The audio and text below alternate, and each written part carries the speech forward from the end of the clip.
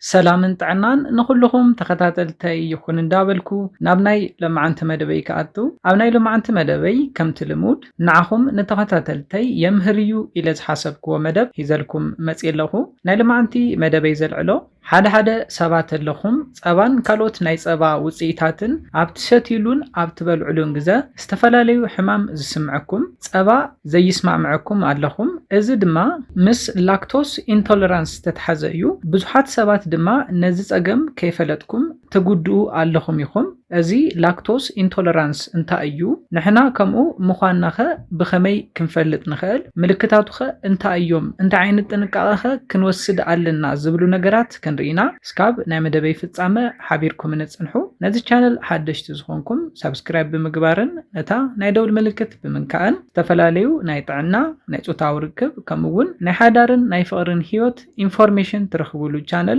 سدرا نختكونو بخبرنا حتت مدبنا نابزحات بصحو تمهرتي نخوسدلو لايك غيركم جمرو سران زخونكمني اندامسغنكو نا مدبيكم لس ازوم لاكتوس انتولرانس نبلوم ناي لاكتوس تحستو زلغوم مغبتات كتبلعون كلهم زي يسمع معكم سبات اللهم يخم ناي محقق سيستمكم زنقع زبلن زي حقلكم سباتيكم ازوم لاكتوس نبلوم ناي شكر عينتيوم ابصبا اسكاب 8% لاكتوس يركبيو كابز بتوسخي اب تشيز اب ايس كريم كمون كالوت ናይ ጸባ ውጽኢታት ብበዝሒ ላክቶስ ይርከቦም እዩ እንታይ ደኣ እዘን ጸባ ቺዝ አይስክሬም ትበልዑ ሰባትን እዘን ቀጺለ ዝሕብረልኩም ሕማማት በተደጋጋሚ ኣብ ሰውነትኩም ድሕሪ ምብላዕኩምን ምስታይኩምን ትሪኡ እንተኾንኩም ንስኹም ላክቶስ ኢንቶለራንስ ምዃንኩም ወይ ድማ ናይ ላክቶስ አለርጂ ከም ዝኾንኩም ናይ ላክቶስ ትሕዝቶ ክትወስዱ እንተለኹም ከም ዘይስማዕምዕኩም ክትፈልጦለኩም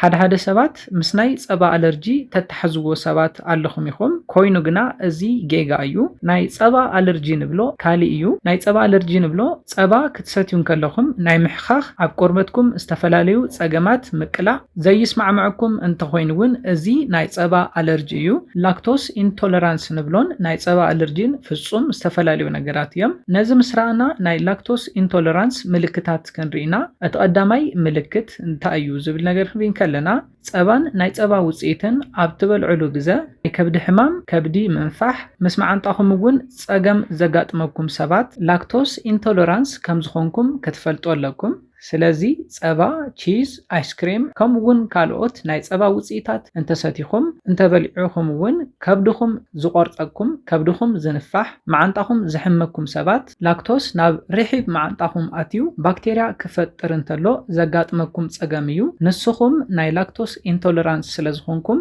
ናይ ላክቶስ ትሕዝቶ ዘለዎም ምግብታት ኣብ ትበልዑሉ ግዜ ላክቶስ ኣብ ርሒብ ማዓንጣኹም ይቕመጥ እዩ ኣብ ርሒብ ማዓንጣኹም ተቐሚጡ እውን ባክቴርያ ይፈጥር እዩ እዚ ባክቴርያ ድማ ናይ ከብዲ ቁርጸት ናይ ከብዲ መንፋሕ ከምዚኦም ዝበሉ ምስ ማዓንጣ ተታሒዞም ዝመጹ ጸገማት የጋጥመኩም እዩ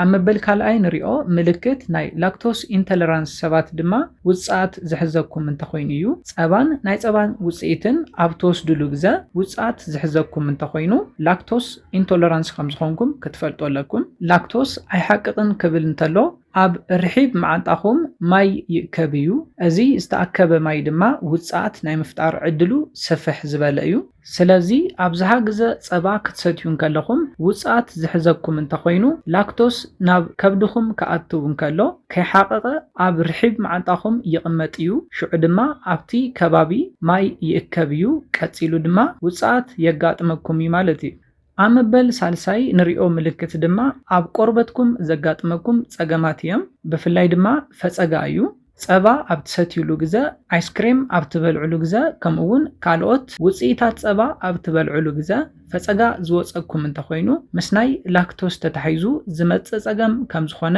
ክትፈልጡ ኣለኩም ኣብ መበል ራብዓይ ንሪኦ ምልክት ናይ ላክቶስ ኢንቶለራንስ ድማ ተደጋጋሚ ጋዝ እዩ እዘን ቅድም ኢለ ዝሓብርኩልኩም ምግብታት ማለት እውን ጸባ አይስክሬም ቺዝ ከምኡውን ካልኦት ውጽኢታት ጸባ ናይ ላክቶስ ትሕዝቶ ዘለዎም ምግብታት ማለት እዩ ኣብ ትበልዑሉ ግዜ ብተደጋጋሚ ጋዝ ዘሸግረኩም እንተኾይኑ ማለት እውን ከም ፈሲ ምጉሳዕ ዘለው ነገራት ብፍላይ ድማ ጨና ዘለዎም እንተኾይኖም ብተደጋጋሚ ዘሸግረኩም እንተኾይኑን ላክቶስ ኢንቶለራንስ ከም ዝኾንኩም ክትፈልጡ ኣለኩም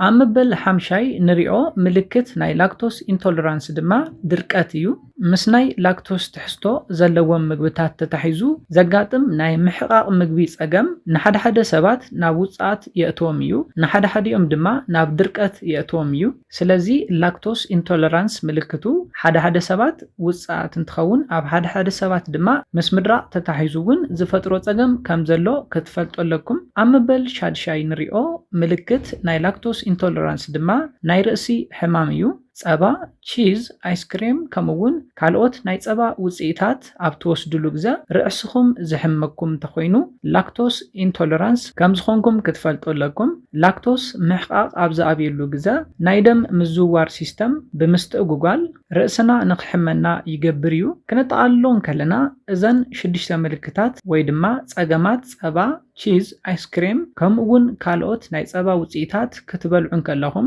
ዘጋጥምኹም እንተኾይኖም ንስኹም ላክቶስ ኢንቶለራንስ ከም ዝኾንኩም ክትፈልጡ ኣለኩም ወይ ድማ ናይ ላክቶስ ትሕዝቶ ዘለዎም ምግብታት ኣይስማዕምዐኩምን ማለት እዩ ስለዝኾነ ድማ እንተኽኢልኩም ነዘን ምግብታት ምግዳፍ ወይ ድማ ብልዑል መጠን ክትቅንሱ ኣለኩም ኣብዝሓ ሰባት ነዚ ጸገም ብዘይ ምፍላጥ ብተደጋጋሚ ትሳቀዩ ከም ዘለኹም ይፍለጥ እዩ እዛን ሽድሽተ ዝገለጽክዎን ምልክታት እንተሪኢኹም ከይተደናገርኩም ናይ ላክቶስ ኢንቶለራንስ ከም ዝኾንኩም ብምፍላጥ ክትገድፍዎ ኣለኩም ነዘን ናይ ጸባ ምህርትታት ሙሳድ ሙሉእ ንሙሉእ ከተቋርጹ ኣለኩም ናይ ላክቶስ ኢንቶለራንስ ምስ ናይ ጸባ አለርጂ ክትሓዋወስኩም የብሉን ናይ ጸባ አለርጂ ዝበልናዮ ጸባ ክትሰትዩን ከለኹም ናይ ምሕኻኽ ከምኡውን ቆርበትኩም ዝተፈላለዩ ምልክታት ዘርኢ እንተኾይኑ ዝርአ ምልክት እዩ ቆርበትኩም ዝተፈላለዩ ምልክታት ዘርኢ እንተኾይኑ እዚ ናይ ጸባ አለርጂ ክንብሎ ንኽእል ኢና ኮይኑ ግና እዘን ቅድም ኢለ ዝሓበርክወን ሽድሽተ ምልክታት እንተኾይነን ግና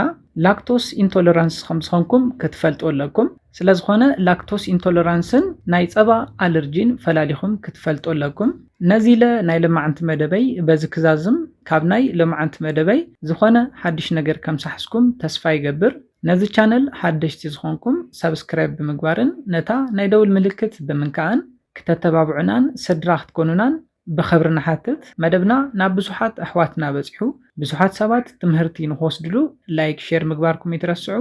ሓሳብ ርእይተኹም ንመደብናን ንቻነልናን ንምዕባይ ስለ ዝሕግዘና ዝተፈላለዩ ሓሳባትኩም ብኮሜንት ተብጽሑና ንቻነልና ሰብስክራይብ ብምግባር ዝተፈላለዩ ናይ ጾታዊ ርክብ ናይ ጥዕና ከምኡውን ንሓዳርን ናይ ፍቕርን ኢንፎርሜሽን ክትረኽብሉ ሰብስክራይብ ምግባርኩም ኣይትረስዑ ሓሳብ ርእይተኹም ብኮሜንት ተብጽሑና ብኻሊ መደብ ብኻሊ ሓሳብ እስካም ድራኸብ ሰላምን ጥዕናን ኩላትና